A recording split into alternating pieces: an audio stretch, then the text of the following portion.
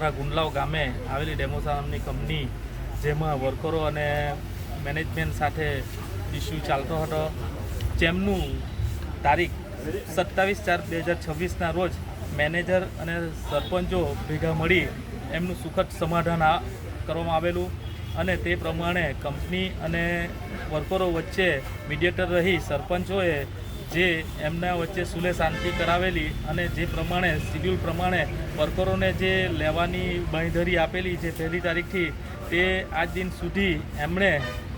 લીધા નથી. જે બાબતે ફરી એકવાર સરપંચો પાસે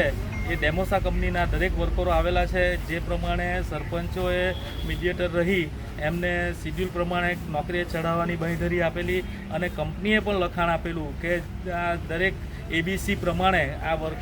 શિડ્યુલ પાડી દરેકને રોજીરોટી માટે બોલાવવાના અને દરેકને જે નોકરીમાંથી વિખૂટા પાડવાના નથી અને કંપની પણ સારી રીતે ચાલે અને વર્કરોનું પણ હિત હટવા જાય વિના શરતે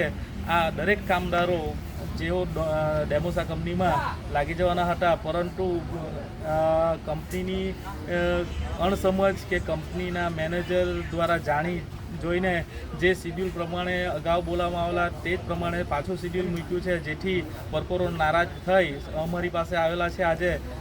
આજે કંપનીના માલિક સાથે અમે વાત કરવાના છે કે આ વર્કરોને લેવાના છે કે ફરી ગોળ ફેરવી એમને આ જ રીતે